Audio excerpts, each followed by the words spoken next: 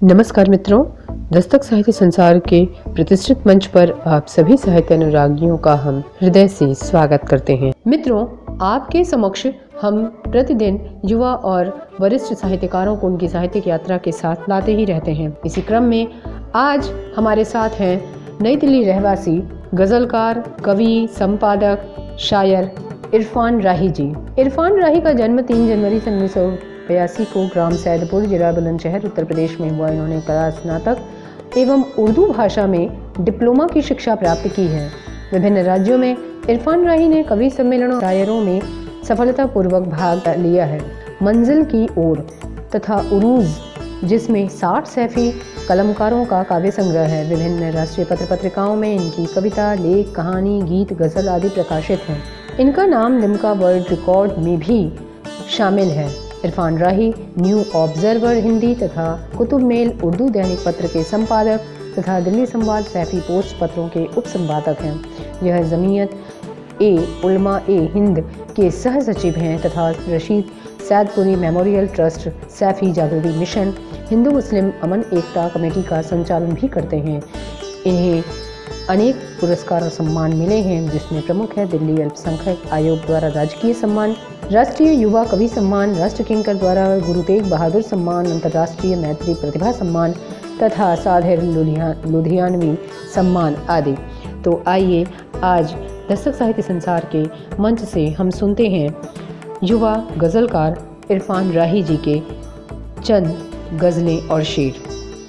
दोस्तों सलाम, मैं इरफान राही और अपने चंद मिसरों के साथ आपके सामने पेश हूँ। शेर देखें कि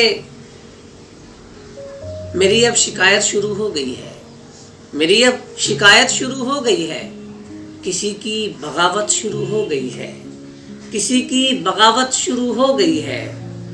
उस जिंदगी बहुत कम रह गई शायद, जिंदगी बहुत कम रह गई शायद, अपनों की आयादत शुरू हो गई है, अपनों की आयादत शुरू हो गई है।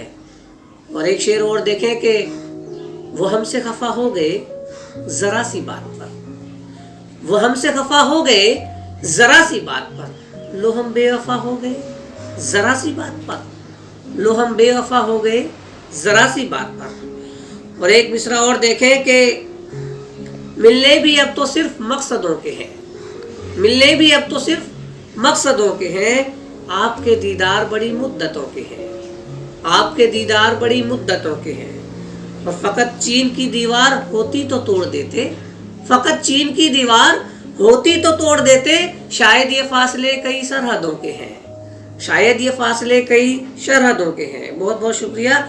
कि एक मिसरा और देखें कि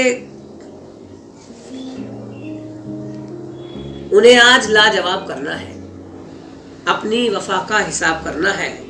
जब भी मिले चिलमन के दरमियां मिले, इस बार तो उन्हें बेनकाब करना है, इस बार तो उन्हें बेनकाब करना है। बहुत बहुत शुक्रिया। मैं उम्मीद करता हूँ कि आपको मेरा कलाम पसंद आया होगा। आपका दोस्त इरफान राही, सैदपुरी सैफी, दिल्ली से। बहुत बहुत शुक्रिया। दोस्तों एक गज़ल और पेशे खिदमत है कि देखें, जिनके पास रहने को घर मकान नहीं होता, जिनके पास रहने को घर मकान नहीं होता, क्या उनका इस दुनिया में कोई इंसान नहीं होता? क्या उनका इस दुनिया में कोई इंसान नहीं होता? अच्छा पहनूं, अच्छा खाऊं, स्कूल को पढ़ने जाऊं, सड़क पे मजदूर की बच्ची का क्या अरमान नहीं होता? अच्छा पहनूं, अच्छा खाऊं, स्कूल को पढ़ने जाऊं, सड़क पे मजदूर की बच्ची का क्या अरमान नहीं होता? और ये भी क्या कम है उसने सच कहा जो कुछ कहा, ये भी क्या कम है उसने सच कहा जो कुछ कहा। सारी बातें सच कहना आसान नहीं होता, सारी बातें सच कहना आसान नहीं होता।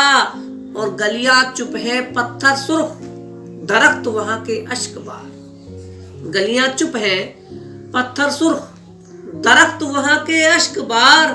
खौफ ज़दा उस बस्ती का अब हाल बयान नहीं होता, खौफ ज़दा उस बस्ती का अब हाल बयान नहीं होता। कौन जाने कौन है वो, रहबर है या रहजन है।